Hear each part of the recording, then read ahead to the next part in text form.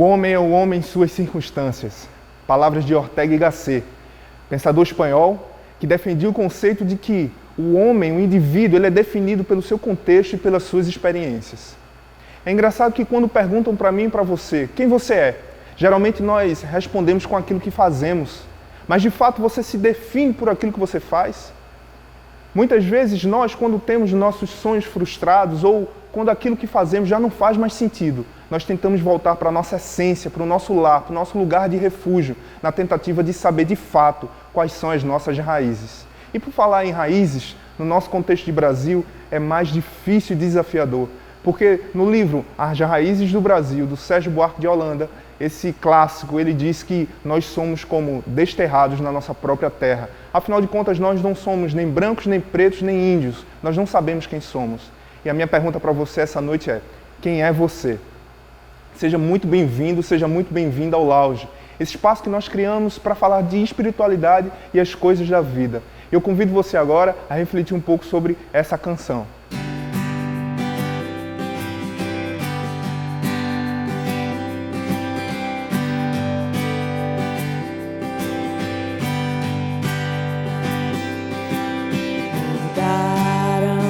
Estações, nada mudou, mas eu sei que alguma coisa aconteceu. Tá tudo assim, tão diferente. Se lembra quando a gente chegou um dia a acreditar tudo era pra sempre, sem saber que o pra sempre sempre acaba.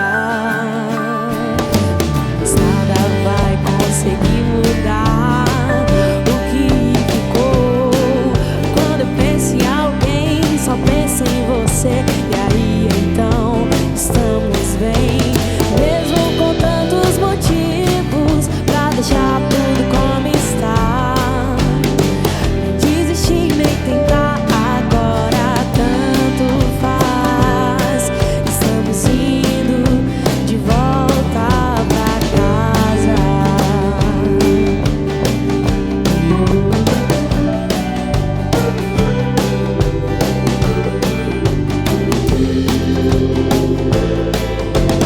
Mesmo com tantos motivos pra deixar tudo como está. Nem desistir, nem tentar, agora tanto faz. Estamos indo de volta pra casa.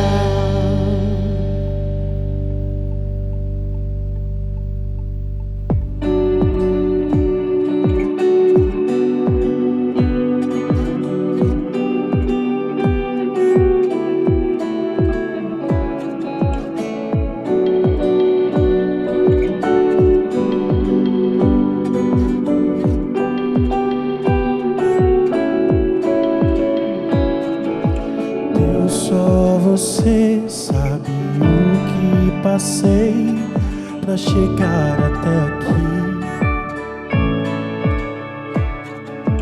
Toda a montanha, tudo que eu atravessei, quase parei. Tanto tropeço e espinhos, não aguentava mais andar. Quantas vezes eu perdi no caminho que eu mesmo criei. Nele vi muitas saídas Que eu tinha certeza que era você. Deus, eu corri sem cessar. Quando eu caí, me ergueu. Me deixa entrar e ficar bem de perto. Eu só preciso olhar teu sorriso. Mesmo que eu não mereça ouvir me chamar pelo nome, eu só preciso te abraçar com minhas mãos.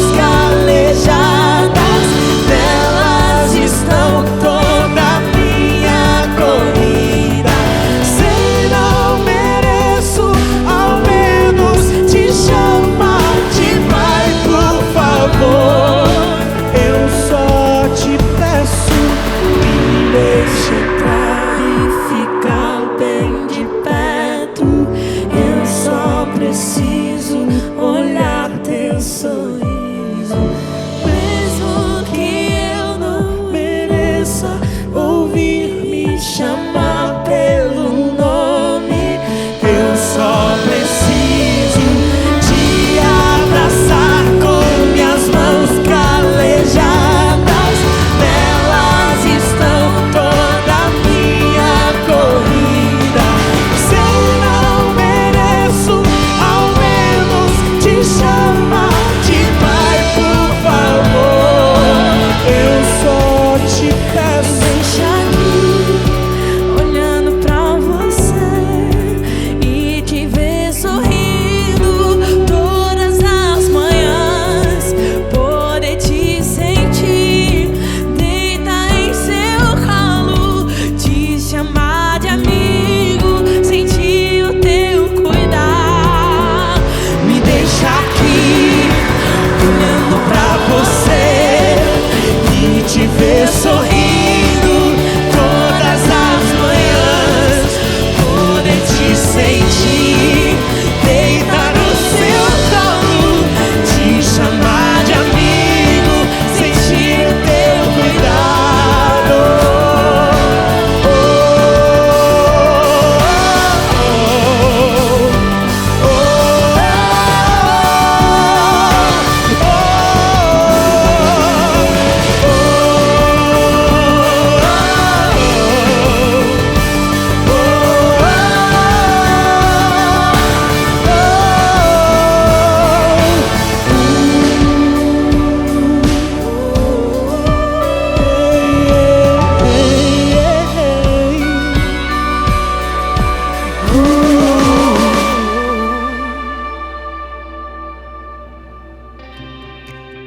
Bom, pessoal, estamos de volta aqui no Lounge. Tivemos aí uma semana de pausa.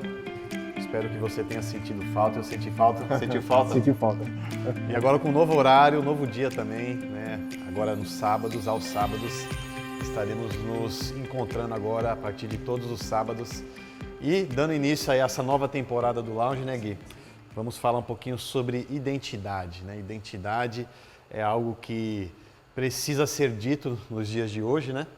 E é interessante que o Lounge, né, começou, você falando muito bem sobre essa questão de lar e identidade, né? Se conecta muito isso, essas duas coisas.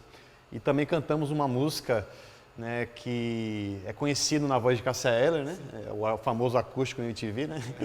Mas quem escreveu a música foi Renato Russo, e falando sobre essa questão, né? Sobre esse desgaste da rotina, né? Esse choque de realidade, né, essa frustração que a gente se depara no decorrer da nossa caminhada. E ela fala que parece que nada muda, né? As estações mudam, mas parece que a nossa vida não muda. Mas no meio dessa rotina existe pitadas de mudanças, né? Então é interessante perceber como a rotina ela gera também mudanças na nossa identidade. E ela fala no final da música, né, que estamos indo de volta para casa, né? Então, o que você entende sobre isso, né, voltar para casa, assim? Pois é, Dinho, é muito interessante porque a gente percebe que a busca pela nossa identidade, muitas vezes a gente se frustra, né, com algumas coisas na vida que a gente faz, alguns papéis que a gente desempenha, às vezes a gente projeta a nossa vida ou a nossa identidade naquele papel e quando a coisa não dá certo, é uma tentativa nossa de voltar para casa, é voltar às nossas origens, né? A gente voltar àquilo que de fato nos define, porque a nossa identidade é aquilo que nós somos. Então, a busca pelas coisas que nos compõem, a busca pelas coisas que são mais importantes assim na nossa caminhada, de fato é uma volta para a nossa casa, né? Eu entendo assim, que estamos indo de volta para casa, vamos lá para o início para a gente lembrar quem a gente era. E é interessante, né, que o ser humano ele tem esse anseio de voltar para casa, né? Principalmente nos momentos de dificuldade, de angústia, a casa ela traz esse pertencimento e acho que a identidade ela se conecta com esse pertencimento, né? E para falar um pouquinho sobre isso, a gente chamou um amigo nosso, né, lá do Espírito Santo, né? Peruca. Você já teve o privilégio de ir lá conhecer o pessoal lá? Pois é, conhecer a igreja dos caras lá é coisa linda demais. O pessoal é muito antenado com a visão, com a ideia, com a linguagem. E o Peruca vai falar um pouquinho para a gente sobre, né, essa rotina que pode gerar uma conexão com nós mesmos, né? Então, como é o poder do ordinário, né, de formar a nossa identidade, né, aquilo que a gente é. Exatamente. Então, Peruca, privilégio ter você aqui com a gente. É Eric, né? Eric Peruca. Eric Peruca. Saudade daquilo que a gente não viveu, né? Então, vamos nos encontrar, né, quando tudo isso passar. E primeiramente, cara, primeiro explica pra gente por que esse apelido Peruca, né? E segundamente, fala aí pra gente um pouquinho sobre essa reflexão que a gente tem discutido aqui. Ei, meus amigos, que legal estar aqui no Loud com vocês, cara. De forma virtual, mas é muito bom estar aqui. E bem-vindos também à minha casa. Eu tô em casa aqui, no meu escritório, no meu ateliê, onde eu pinto. E que saudade de vocês, cara, tá bom? E eu gostei muito, cara, do tema de hoje. Esse tema é muito caro pra mim, identidade. Inclusive, meu apelido, Peruca, já me gerou crise de identidade, porque um cara que eu conheci numa festa, que eu nunca vi na vida, viu meu cabelo, ele tava grande na época, ele falou assim, que parece uma peruca, e repetiu isso várias vezes. E me virou meu apelido, cara. Gente do país inteiro me conhece só por Peruca e não sabe meu nome. Imagina, um cara, um desconhecido, marcou minha identidade, sabe? E aí, eu já comecei a sacar uma coisa daí, que a gente não tem total controle sobre como o mundo lida com a gente, sabe? Você faz vários planos, mas nem todos chegam a se realizar. E isso gera um certo desgaste. Pensa num lugar próprio pra gente se desgastar dentro de uma rotina, ou a monotonia, o tédio, dar uma esmagadinha na gente. Esse tempo de isolamento social, sabe? E talvez por causa disso até a gente tenha uma sensação de ausência de significado, sabe? Então a identidade é muito importante. Mas tem um pintor brasileiro, que eu considero ele um célebre pintor da cultura nacional, que é o Cândido Portinari. Esse cara, ele pinta várias obras muito diferentes ao longo da sua história. E eu me identifico com isso, porque eu também pinto, eu não pertenço a uma escola específica. Eu pertenço à escola do... Eu acordei a fim de pintar isso, é isso que eu vou pintar, sabe? E aí julgava-se muito o Portinari e diziam que ele não tinha identidade. Então os acadêmicos da pintura na época diziam, esse cara não tem identidade, porque ele pinta coisas muito diferentes. E a resposta do Portinari, eu guardei isso no coração quando eu esteve a primeira vez, porque é muito forte isso. Ele diz, identidade não é carimbo. Não é carimbo. O que quer dizer? Você pode... E, na verdade, é inevitável que você seja várias coisas ao longo da vida. É inevitável que isso aconteça, sabe? Eu tô olhando aqui as fotos, que hoje é dia do aniversário da minha filha, fazendo 2 anos. A gente vai fazer uma festinha daqui a pouco. E as fotos dela, cara, de 1 ano atrás, são muito diferentes. Parece um outro ser humaninho. E as fotos de quando ela nasceu era outra coisa. Então, cada semana era uma pessoa diferente. Isso me fez lembrar que eu sou assim também, que nós somos assim também. E que a gente vai mudando ao longo da história. Eu gosto de pensar que a gente, na verdade, não é uma coisa. Quando alguém pergunta, o que você é? Não, é o que eu estou sendo. Eu sou um ser em trânsito da história, sabe? E é uma graça de Deus para cada dia desse. Para cada nova descoberta. Para cada coisa que você se torna, há um projeto de Deus para isso aí também, sabe? Mas, ó, às vezes a gente cansa. A gente se desgasta. Às vezes a vida fica pesada, assim, do nada. Sabe, tipo tempestades? Tempestades acontecem, isso faz parte da vida. Mas eu gosto de pensar no que Deus faz no meio dessas tempestades, sabe? Eu gosto de como é que Deus mostra o seu amor e sua graça para cada dia difícil desse, sabe? Eu gosto de pensar em todas as dificuldades que o meu pai passou, por exemplo. E ele é um operário. Aí as mãos grossas do trabalho do meu pai passavam no meu rosto e eu sentia o peso, sabe? De vários dias de trabalho muito duro, mas eu vi uma beleza desenhada naquelas mãos absurdas. O desgaste, sabe, na vida, ele tem a capacidade de nos redesenhar, e nem sempre é para pior. A gente pode ver transcendência nesses lugares também, sabe? O corpo encurvado dos velhinhos, mas de tanto viver, de se doar por aí, isso é de uma beleza inestimável. Sabe, as árvores meio tortas, meio que performando e desenhando pela existência, nós também somos assim. E o desgaste do tempo, da vida, das coisas, pode nos amadurecer. Sabe que eu acho que um eu te amo bem maduro dentro de um casal, de uma relação, é um eu te amo que teve muitos desgastes. Um dia, cara, eu acordei e saquei que a minha esposa não precisava de mim. Necessariamente não precisava de mim. Que ela poderia encontrar um cara melhor do que eu. E não é muito difícil, sabe? Mas porque ela estava aqui, ela insistia em estar aqui. Essa permanência. Apesar de todos os desgastes que já passamos, sabe? todos os acordos que não conseguimos cumprir, e ela vem de novo depois de tantos anos, mais de 15 anos de relação, e fala: eu ainda te amo. Cara, esse tem um peso muito maior do que o primeiro eu te amo que a gente compartilhou, que era eu te amo bobo, há 15 anos atrás, quando a gente era adolescente ainda, saca? Então o tempo amadurece as coisas em nós, sabe? O trabalho, essas rodas de TED que a gente entra e sai, nós nos reinventamos, tornamos seres novos, e isso não é inimigo da nossa identidade, sabe? Pelo contrário, amadurece esse monte de coisa que a gente foi sendo ao longo da vida. Eu gosto muito de outra canção, que o Chico Buarque canta, chama Cotidiano. E ele fala: ela faz tudo sempre igual, me acorda às 6 horas da manhã. E aí tem vários sabores de beijo na música, sabor de feijão, de café, gosto de batom. E a letra vai mudando algumas coisas sutilmente, os tons, sabe? Então é a mesma coisa sempre, mas nunca é a mesma coisa. Se você tiver os olhos abertos para ver pequenas transcendências que acontecem o dia inteiro, sabe? Tem dia que eu chego cansado do trabalho, minha filha vem correndo e me abraça. Cada abraço é único. É a mesma criança sempre, mas ao mesmo tempo não é. É sempre uma criança nova, é sempre um pai novo, um cansaço novo chegando, e a gente se renova. Eu gosto muito de tomar café. E eu gosto de pensar que cada xícara de café, dependendo da temperatura da água, do grão, muda muito o sabor. Eu faço experimentos aqui. E já virou uma coisa assim, devocional, ler os textos da Bíblia aqui, pintar e tomar café juntos. E eu pintei uma coisa, eu quero mostrar pra vocês aqui, tá bom? Esse quadro aqui. Olha só. Isso é uma xícara e esse é uma chuva de graça. O nome dessa tela é Uma Chuva de Graça sobre uma Xícara. E aqui tem essas cores aqui que são tradicionais dentro de ícones, ou seja, pinturas de santos, de coisas sagradas. Só que aqui o objeto sagrado não é um objeto sacrossanto lá da igreja, da paróquia, sabe?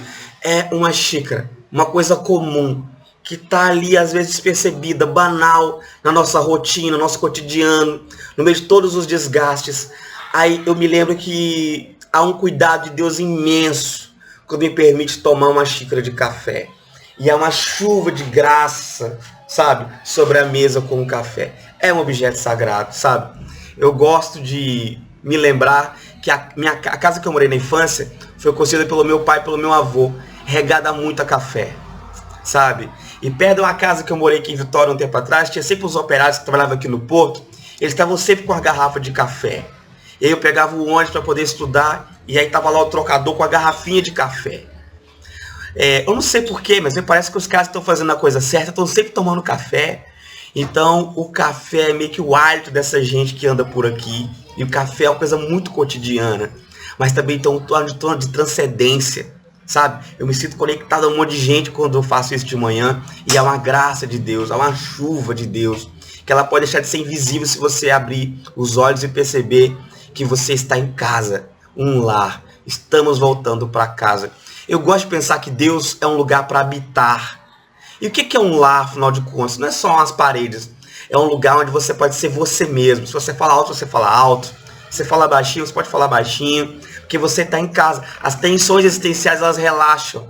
Aí você pode ter um sono calmo, sereno e tranquilo. Porque há espaço para tudo isso que você se tornou. Esse monte de coisa que você foi ao longo do tempo. Tudo isso é você. Nós somos essas coisas todas. E no nosso lar cabe isso tudo. Em Deus, tudo que você se tornou, tudo que você será, cabe. E é bom. E é uma chuva de graça sobre cada coisinha dessa, sabe? Se tornam instrumentos sagrados ao nosso redor. Cara, eu gosto demais disso. Eu espero que você seja você mesmo. Seja lá o que for, todos os dias, com muita intensidade. E o Senhor tem uma graça que se renova a cada manhã, para cada eu novo de você que será reinventado hoje, tá bom? Deus te abençoe, manos, e tamo junto. Paz de Deus.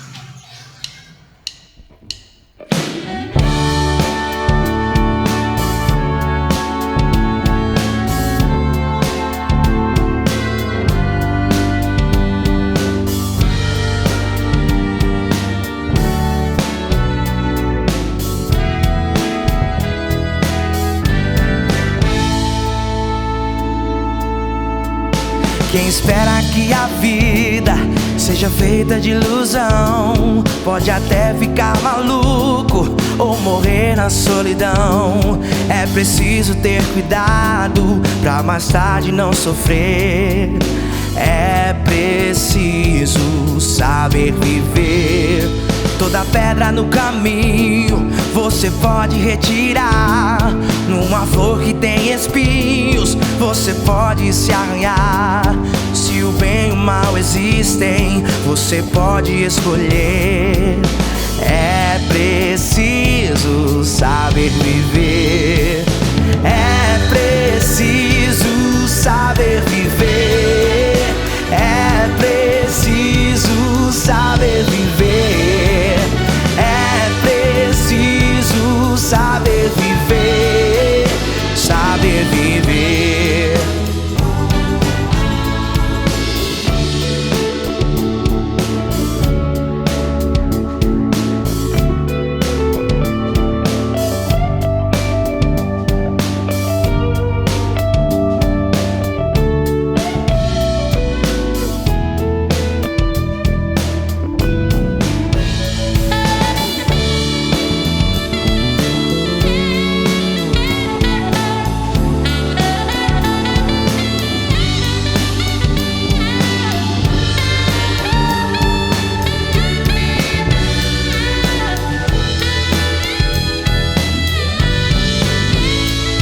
Quem espera que a vida seja feita de ilusão pode até ficar maluco ou morrer na solidão. É preciso ter cuidado pra mais tarde não sofrer.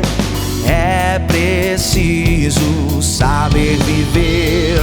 Toda pedra no caminho você pode retirar. Numa flor que tem espinhos você pode se arranhar. Se o bem e o mal existem, você pode escolher. É preciso saber viver. É preciso saber viver. É preciso saber viver. É preciso saber viver. Saber viver. Saber viver. É preciso saber viver. É preciso saber viver. É preciso saber viver. Saber viver. Saber viver. É preciso saber viver. É preciso saber viver. É preciso saber viver. Saber viver. Saber viver.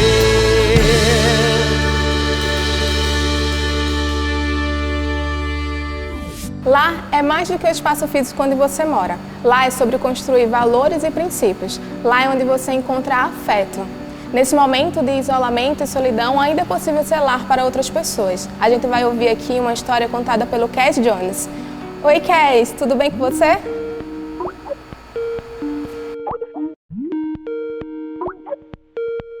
Oi, Kel, tudo bem? Que bom falar com você, que bom estar aqui com a ponte.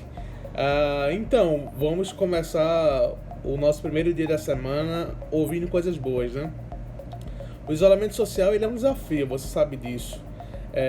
Manter todo mundo em casa é um grande desafio. Imagina manter crianças em casa. Crianças que gostam de brincar, que gostam de pular, que gostam de estar com seus amigos. É ainda mais difícil quando as crianças estão em uma situação de vulnerabilidade. Isso é, elas estão sendo privadas de seus direitos, privadas de ter uma vida com dignidade. E pensando nisso, né, a Visão Mundial criou uma caixa chamada Caixa de Ternura. O que é isso? É uma caixa que tem livros, jogos pedagógicos, materiais informativos, massa de modelar, álcool em gel, diversos elementos que ajudam a criança a ficar em casa, a ler, a aprender, a interagir com seus pais, para fortalecer o vínculo uma vez que as crianças e os pais passam agora mais tempo em casa, a questão é como fortalecer esses vínculos. Então, a Caixa da Ternura, ela ajuda exatamente isso, né? A mãe está ali, a mãe pode ler para o filho, pode jogar com o filho, pode interagir. Então, durante esse período de isolamento social, somente em Recife, nós já entregamos mais de 2.000 caixas de ternura. Inclusive uma entrega no Pilar, junto com a ponte. É uma coisa tão simples, uma caixa de ternura, tão simples, mas olha, o que nós recebemos de mensagens de crianças. A gente tem um grupo aqui do Instituto de Recife, e eu lembro que na semana que nós entregamos, a quantidade de fotos dos pais que mandavam pra gente, assim, olha meu filho brincando, alguns abrindo a caixa, e é muito simples, a gente está falando de livro, a gente está falando de joguinhos, de massa de modelar. Mas a realidade das crianças que vivem em Recife e no Brasil é tão difícil que uma caixa com livro, com jogos, com material de pintura, passa a ser um objeto de muito valor. Então, para você que está em casa hoje, valorize esse tempo com a sua família, com seus filhos, e seja generoso com as crianças que não podem desfrutar da mesma qualidade de vida que você vive. Ajude, se engaje em uma causa, doe, seja generoso, ajude com que crianças mais vulneráveis consigam ter acesso a esse tempo de qualidade, a esse tempo de felicidade, que é estar em casa, podendo se divertir e podendo se proteger contra o coronavírus. Boa semana, que Deus abençoe vocês, até a próxima chamada. Bem-vindos ao Conversa no Lounge, eu sou o Rodrigo Bibo, diretamente de Joinville, Santa Catarina. Agora tenho a honra de integrar aí esse time de comunicadores da Ponte. E vou estar com vocês aqui todos os sábados, em todos os lounges, para trazer entrevistas que com certeza vão dar o que falar, vão fazer você pensar. Então, estarei com vocês. Se você, eu preciso da sua aprovação. Se você quer que eu continue aqui, vai que eu fiz um contrato de 6 meses, mas depende do que vocês comentarem, eu não volto aqui no próximo sábado. Gente, nós vamos começar muito bem, fácil. Meu primeiro programa aqui no Lounge está fácil, porque eu tenho a honra de ter aqui, nessa primeira entrevista, ela que trabalha com missões urbanas, fala muito sobre sexualidade, missões urbanas, evangelho na cidade, identidade. Seja muito bem-vinda aqui ao Conversa no Lounge, Andréa Vargas. Oi, muito obrigada. Também estou super feliz de estar participando aí com vocês. Gosto demais do pessoal da Ponte, Guilherme e toda a equipe. Muito obrigada.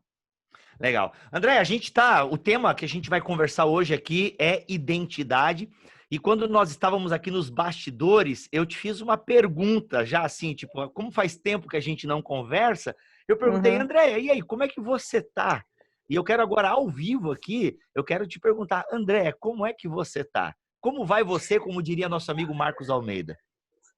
Eu vou muito bem, desafiada com essa pandemia, obrigada. Eu acho que, semelhantemente a todo humano hoje nesse planeta, passando por assim uma série de reflexões, de desafios, por causa desse isolamento forçado, né, que a gente não estava esperando, mas que tem trazido muitas coisas fáceis de lidar, agradáveis, prazerosas, mas também muitos desafios e muita tensão também, porque a gente está lidando, acho que talvez como nunca antes, com a questão da imprevisibilidade. Não sabemos muita coisa, não temos mais a sensação de controle.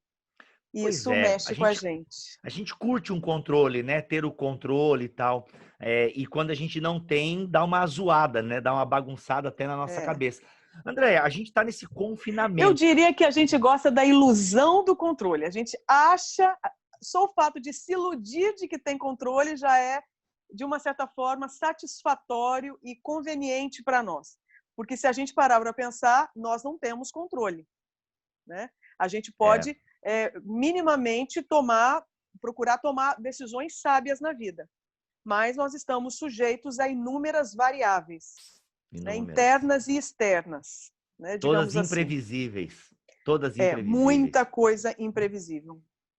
André, a gente vive essa questão a questão da identidade, do quem sou eu, é uma pergunta filosófica de longos, eu diria até milênios, né? Então, o ser humano sempre está em busca de si, por assim dizer. E por que eu estou fazendo essa pergunta? No sentido que você falou aí de quarentena forçada, né? Nós precisamos ficar mais tempo em casa, então home office, homeschooling, home treta, né? Estamos todos em casa, ou deveríamos estar, né? Muita coisa está abrindo já, mas para algumas pessoas o ficar em casa se tornou um problema. Então, aquilo que era o nosso lar, né? O voltar para casa, de repente eu quero sair um pouco de casa. O que eu quero te perguntar? Na tua opinião, que tem estudado esse tema da identidade, tem lidado com essa temática, o que tu acha ou como tu percebe que a quarentena mexeu nessa nossa questão do quem nós somos, de como nós nos enxergamos, como nós percebemos o nosso espaço? Como é que tu acha que essa quarentena nos afetou em termos de identidade e na descoberta de quem nós somos? Eu acho que a quarentena preparou o cenário para a gente fazer as perguntas difíceis na vida. Qual é o sentido da vida? Para que eu estou aqui? Tem um fim? Qual que é o propósito de tudo isso? Quanto que eu valho? O que realmente é importante na vida? Então, foi um pano de fundo que pegou assim, o planeta inteiro de surpresa. Não importa se é uma nação rica ou pobre, se é uma nação branca ou preta ou amarela, não importa. Todo mundo foi pego de surpresa e teve que, na verdade, questionar a sua própria cosmovisão. As perguntas importantes que todo ser humano, independente do credo, independente da orientação sexual, independente do poder aquisitivo, independente da sua carreira, da sua formação acadêmica, todo mundo teve que pensar, está tendo que pensar. Por quê? Porque você se depara com a morte em escala global, escala astronômica, como nunca antes. Não é verdade? Você vê uma economia que talvez venha a se reerguer, não se sabe em quanto tempo. Então, são muitas questões, muitas fortalezas que nós apostávamos as nossas fichas, elas ruíram. E agora você vai ter que fazer um balanço. Para não surtar, vai ter que fazer um balanço. Afinal de contas, eu estou aqui para quê? Afinal de contas, o que realmente importa? Afinal de contas, pode ser a pessoa que eu mais amo amanhã sendo enterrada nessa vala comum, nessa vala coletiva. Então, o que realmente importa? Então, por isso que eu acho que a pandemia jogou, na verdade, cor naquelas perguntas que a gente insistia que ficassem no cinza. Entendi. E aí, querido web espectador, quais são as perguntas que têm lhe assolado nesse tempo aí de reclusão, de quarentena? É para você pensar. Quais perguntas foram iluminadas aí na sua vida? O que você tem pensado? O que tem lhe inquietado? Fica a grande questão. Andréia, a maioria das pessoas, pelo menos, tem um ritmo de vida muito louco, né? Quando a gente encontra alguém, né? Na época, né? A gente encontrava alguém. E aí, como é que tá? Correria. Andréia, vamos gravar um podcast? Pode, não vai dar, correria, né? De repente, de alguma forma, essa correria nos foi tirada, né? Em certos aspectos, pelo menos eu falo por mim, estou trabalhando muito produzindo conteúdo online, mas não viajo mais, não estou mais morando em aeroportos nos finais de semana e por aí vai. Então, mas a pergunta que eu quero te fazer, o que sobra de nós quando aquilo que nós fazemos nos é tirado? Porque tu acha que a sobra é a nossa identidade. E o que cara, mas é a loucura que tá esse negócio, Andréia. Então quer dizer que o que sobra de nós é muito fragmentado, a gente está muito em pedaços, então. Então depende da identidade que cada um carrega. Porque se a minha vida estava fundamentada no meu desempenho, na minha performance, hoje eu vou estar simplesmente à beira do colapso. Então, se o que me define é o número de palestra que eu palestro, é o número de conferência que eu participo, se isso é o que me define, então agora eu sou a mais infeliz de todas as mortais, porque isso não existe mais. Então, o que sobra é exatamente aquilo que realmente nós temos de concreto. Foi o que sobrou. É o que sobrou. O que sobrou foram os vínculos, bons ou maus. O que sobrou são as coisas que a gente precisa para a nossa subsistência. O que, na verdade, está sobrando é uma vida sustentável. Concorda? Porque hoje a gente precisa o quê? A gente precisa de um teto, a gente precisa, provavelmente, de um pijama, a gente precisa do alimento, não é verdade? A gente precisa de vínculos, a gente precisa, na verdade, uma vida cada vez mais, assim, simples. Eu acho que o que nos surpreendeu foi isso, que a gente estava correndo demais para coisas que não geravam vida. Ou até geravam vida, mas se geravam, elas perduram, porque elas vão ter que ser reinventadas. Perfeito. Na tua opinião, Andréia, qual a importância dos vínculos para a construção de quem nós somos? Olha, eu acho que os vínculos são fundamentais para a construção de quem nós somos. Para começar, nós nascemos, nós surgimos por causa de vínculos. E eu não vou dizer do vínculo entre um homem e uma mulher chamado pai e mãe. Eu falo a primeira coisa, o vínculo de um criador com a criação. Então, porque Deus um dia teve um plano chamado humanidade, a humanidade veio à existência. Então, foi desse vínculo do próprio criador com a realidade que ele mesmo criou que fez com que o projeto humanidade viesse à tona. Agora, nós também surgimos nesse mundo, até por causa da estrutura estabelecida por Deus, nós chegamos a esse mundo através do vínculo de humanos, um macho e uma fêmea, que em algum momento se uniram e fizeram com que os bebês surgissem. Então, se você observar, vínculo é algo que faz parte da vida humana. Os bebês, para sobreviverem, precisaram de alimento, precisaram minimamente de uma roupa, precisaram de noções de higiene, para que não morressem contaminados, infeccionados. Não é verdade? Então, toda a nossa história, ela é recheada, ela é permeada por vínculos. Certo? Então, nesse momento de isolamento, se os vínculos são estritamente físicos e superficiais, a gente está passando por um problema bastante difícil nessa pandemia. Porque a gente não tem contato. Porque a gente não tem agitação, a mesma agitação de antes. A gente não tem mais a galera, a turma, o bando. Não é verdade? A gente tem essa tendência de se esconder no bando, né? É uma característica que muitas vezes a gente tem, que é uma solidão no meio da multidão. E isso pode ser um problema. Tanto que, infelizmente, a gente ouve, né, falar que muitos índices estão aumentando, né? Suicídio, agressão doméstica, abusos. Isso é porque, como você falou bem no começo, a pandemia acabou revelando muito de quem nós somos e que estava escondido na correria, né? Ou seja, na agitação que é anestesia.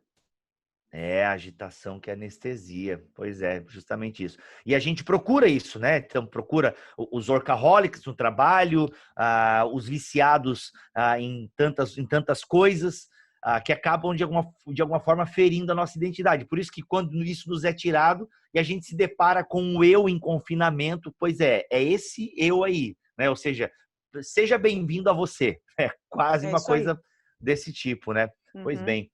Andréia, diante desse cenário, então, que nós fomos apresentados a nós mesmos e, às vezes, um eu que eu não conhecia tão bem ou que eu deixava ele um pouco escondido, melhor deixar esse meu eu aí, eu não quero falar sobre isso agora, né? Não quero ter uma DR comigo mesmo, né? Mas, bem, agora algumas coisas ficaram inevitáveis. Que caminhos, Andréia, que a gente tem, que a gente pode fazer para se achar, para se encontrar? Eu sei que acho que não existe nenhuma pessoa neste mundo que possa dizer, nossa, eu me encontrei. Acho que a gente sempre está em busca, né? Mas, enfim, a gente tem que trilhar um caminho. E alguns trilham caminhos complicados, caminhos de morte, por assim dizer. Outros podem trilhar um caminho que é um caminho de vida, um caminho de descoberta, de se encontrar, enfim. Mostra umas placas de sinalização para nós aí, por gentileza, nessa descoberta da nossa identidade, de, sei lá, enfim. Acho que entendeu a minha pergunta. Eu posso dizer o seguinte, e isso eu posso dizer como testemunha. Tá certo? Não são os caminhos e não são placas. é o caminho, que é uma pessoa. Muito bom. Tem uma pessoa na história da humanidade que se apresentou como não um dos caminhos, o caminho, a verdade e a vida. Curiosamente, ele se torna o caminho para que a gente descubra, conheça o nosso Pai, ou seja, a nossa origem, ou seja, a nossa identidade. Então, não tem como o ser humano descobrir quem ele é desacoplado do Criador. A nossa identidade, biblicamente falando, que é a fonte que eu creio que contém o mapa para a gente desvendar a nossa identidade. Então, a narrativa bíblica diz que a nossa identidade, ela é fruto daquilo que sai da boca do Criador. Então, eu posso procurar a minha identidade em outras duas fontes, além dessa. Eu posso procurar olhando para o espelho, certo? Então, eu olho para mim, eu olho para a minha história, eu olho para o meu umbigo e eu chego a conclusões, crendo que a minha opinião é sábia, segura o bastante para ser uma garantia de verdade, certo? Ou eu posso olhar ao redor e perguntar para os outros quem eu sou. Nenhuma das duas fontes é segura. Porque nenhuma das duas fontes é isenta de contaminação. Certo? Muito bom. Então, olhando para o Criador, o mentor, o autor de todas as coisas, que eu vou encontrar uma fonte segura para descobrir realmente quem eu sou. Por isso que eu não acredito em caminhos. Eu acredito no caminho, que é uma pessoa chamada Jesus Cristo. Interessante. Só existe um caminho. Um caminho. Quando eu penso a ideia de caminhos, né, eu pensei na pluralidade dos caminhos que nós vamos tomando, né? Mas no fundo, então, a gente precisa colocar os nossos caminhos numa única estrada. Seria isso? Na verdade, se você parar para pensar, acho que seria até um bom exercício. Qual é essa variedade de caminhos que a gente tem? Me parece que nós só temos 3. Ou o que Deus acha sobre mim, ou o que eu acho sobre mim, ou o que os outros acham sobre mim. O livro do Jonas Madureira, A Inteligência Humilhada, fala sobre a ego-referência, a tel-referência e a alter-referência. É disso aí que eu estou falando. Muito bom, muito. Inteligência Humilhada, Jonas Madureira. Se você ainda não leu, né, o capítulo 3, inclusive, sobre o problema do mal. É maravilhoso. Aliás, até a ordem que a gente faz parece que é o contrário, né, André? A gente valoriza muito o que as pessoas pensam sobre nós. Depois nós temos talvez até uma ideia errada de nós mesmos, a partir daquilo que nós pensamos sobre nós, e desconsideramos muito o que Deus pensa de nós, né? Então, tipo assim, e a gente acaba invertendo essa ordem. E isso é o pecado, né? Nós, que somos cristãos, lidamos com essa categoria de pecado, que é a distorção da nossa identidade, né? As pessoas às vezes ouvem a palavra pecado, já falam, lá vem papo de crente chato. Então tá, então não pode. Então coloca no lugar de pecado, coloca a palavra tragédia. Uau. Nós estamos falando de algo trágico. É trágico você errar o alvo da sua existência. É trágico você acreditar em mentiras. É trágico você ser enganado a respeito daquilo que é crucial para você viver com dignidade. Isso é trágico. Não é verdade? Sim. E a humanidade que a gente percebe hoje, então, André, na verdade, é Romanos 1. Né? A Bíblia Sagrada fala de um capítulo na Bíblia, lá do livro de Romanos, no capítulo 1, a gente tem bem o retrato de uma humanidade e da construção de uma identidade, e até mesmo de um lar, né? De como é um lar, de como que é a vida de quem desconsidera o Criador, né? O Jonas Madureira, já que citamos ele aqui, ele descortinou uma coisa muito interessante para mim, que o Jonas ele falou o seguinte, que aquela famosa frase de Agostinho, né? Fizeste-nos para ti, e inquieto está o nosso coração enquanto não repousa em ti. Eu não sei se sabia, André, mas essa frase Agostinho disse no final da vida dele, né? Então, olha o próprio ou seja, um cara que estava próximo a encontrar a quem ele chamava de Criador, Deus, né, e Redentor. Então, mas o que isso nos diz?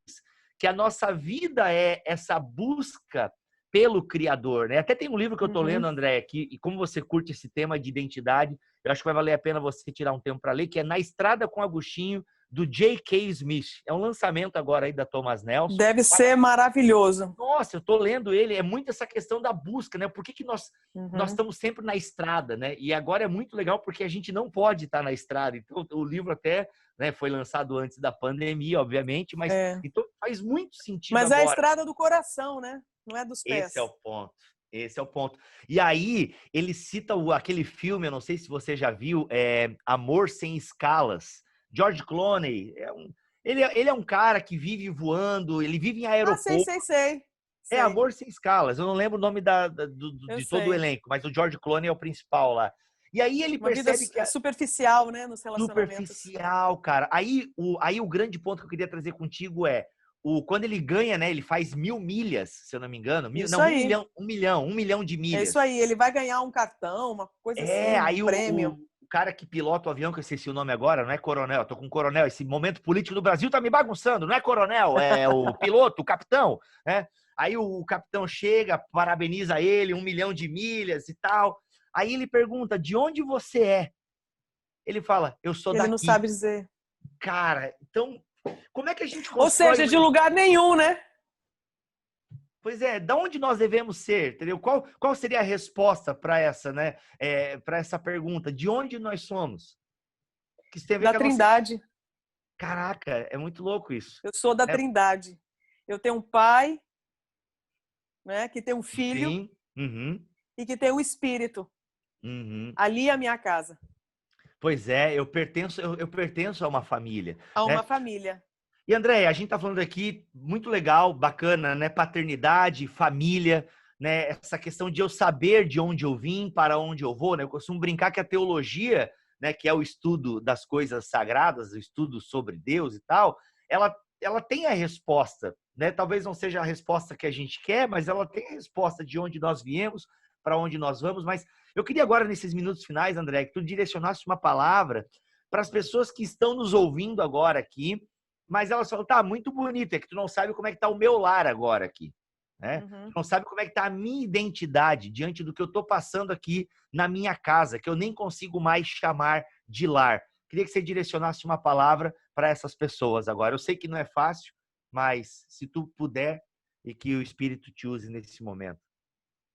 Era uma vez um agricultor. E esse agricultor tem uma videira. E essa videira começou a produzir ramos. O agricultor cuida da videira, apara as pontas secas, retira as pragas, não deixa que predadores destruam a videira, porque ele quer muito bem essa videira. E a palavra que essa videira dirige aos ramos é uma só. Você tem que ter uma preocupação na vida, raminho. E não é produzir uva. Não é agitação para produzir resultado. Tenha uma preocupação somente. Permaneça em mim. A Bíblia conta essa história em João 15, onde o Pai é o agricultor, onde Jesus Cristo é a videira e nós somos os ramos. Nós, os que cremos que Jesus é a videira, é a vida, é o Salvador do mundo. Para nós que cremos, nós somos os ramos dessa videira. E a única direção que o próprio Jesus deixou foi essa. Tenha uma inquietação no seu coração. Cola comigo. Muito Casa bom. comigo. Seja um comigo. Abre seu coração para mim, deixa eu entrar. Muito bom. Deixa eu te amar. Deixa eu te perdoar. Deixa eu te dar o meu Pai. Aí tanto é que a gente lembra depois da oração do Pai Nosso. Perguntaram para Jesus como é que a gente deve orar, Jesus, porque a gente não sabe. E Jesus começa dando essa aula de humildade, generosidade. Quando orarem, orem assim. Pai de Jesus Cristo? Não. Pai Nosso. Nossa, Jesus abriu o acesso ao Pai dele. Isso significa que nós temos casa. nós temos família. E a nossa morada é lá, onde o próprio Deus se encontra. E o caminho é Jesus. Muito bom. Ou seja, mesmo em meio às aflições, que inclusive o próprio Jesus nos garante que teríamos, no mundo vocês terão aflições, mas é possível ter o bom ânimo, então. Porque ele venceu o mundo. Porque ele venceu as pandemias. Porque ele venceu as crises. Porque ele venceu as falências. Ele venceu as nossas dores. Ele venceu as nossas tragédias. Então, se eu aposto as minhas fichas de fé e adoração nele, que é fonte certa e segura, que é a rocha, a palavra dele é rocha. Se eu aposto a minha adoração nisso, eu experimento a vida e a vida em abundância. Muito bom. E aí, gente? O que vocês acharam? Deixe nos comentários a sua opinião. Deixe aí no que você ficou pensando no que depois de ouvir essa Na Conversa no Lounge. Andréa, muito obrigado pela tua presença aqui nessa conversa que a gente pôde ter. Diz aí as suas redes sociais, onde é que o pessoal que gostou, poxa, quem é essa mulher? Não conhecia. O que ela fala mais, onde que ela fala, onde é que as pessoas podem te encontrar aí nessa internet de Deus? Muito bom. Eu fui por muitos anos, ainda sou, de uma certa forma, envolvida com a Missão Avalanche, em Vitória, no Espírito Santo. Então, só procurar a Missão Avalanche ou Avalanche Missões, a gente está aí. Mas eu tenho me dedicado com mais afinco, eu diria, ao hostel do Gerê, que agora deu essa parada por causa da pandemia, mas eu tenho um hostel no que era um antigo motel de centro de cidade. Ele agora está todo repaginado e ele é um hostel super charmoso, cheio de arte, no centro de Vitória. Então, para quem estiver querendo curtir aí uma praia logo que for liberada, ou as montanhas do Espírito Santo, comer um bom peixe, uma torta capixaba, a gente está ali para poder servir. E também tem uma curadoria de livro, que tem ali os livros que eu acho que as pessoas têm que ler antes de morrer. Então, não morra sem antes ler alguma coisa disso aqui. Então, não é uma livraria, é uma curadoria de livro. Eu coloco ali os livros que eu acho que as pessoas têm que ler antes de morrer. E se chama Estante da Andréa. Lá dentro tem também a nossa escola de sexualidade à distância, que inclusive é uma escola de identidade e sexualidade. Sim, muito certo? bom. Só Legal. procurar Andréa Vargas Insta e aí chega em tudo. O link vai estar aqui na descrição deste vídeo. Andréa, mais uma vez, obrigado por estar com a gente aqui no Conversa no Lounge. E olha só, temos o podcast, se você não sabe, eu sou produtor de conteúdo para a internet também, faço podcast Bibotalk. E se você jogar Andréa Vargas Bibotalk no Google, você vai achar lá os 2 podcasts que nós já gravamos com ela e ficou excepcional. Então, eu espero vocês também lá em bibotalk.com para ouvir os nossos podcasts. Valeu, galera!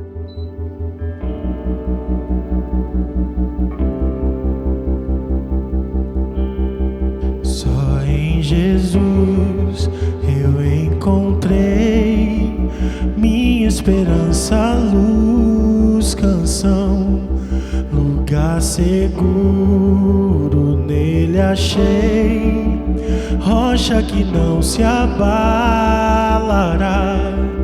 Que grande amor em Cristo há, sem medo posso caminhar.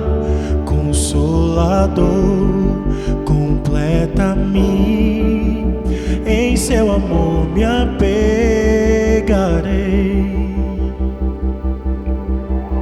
Só em Jesus eu encontrei homem divino, Salvador, presente doce de amor, foi rejeitado pelos seus, naquela cruz se padeceu, justiça ele satisfez, não sofro mais condenação, por sua morte viverei.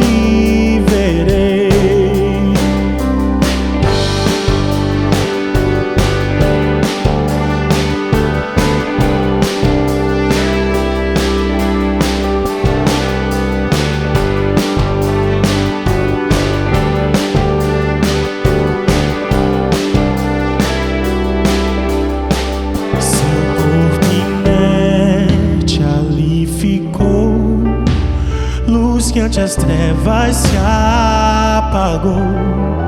Glorioso dia então nasceu.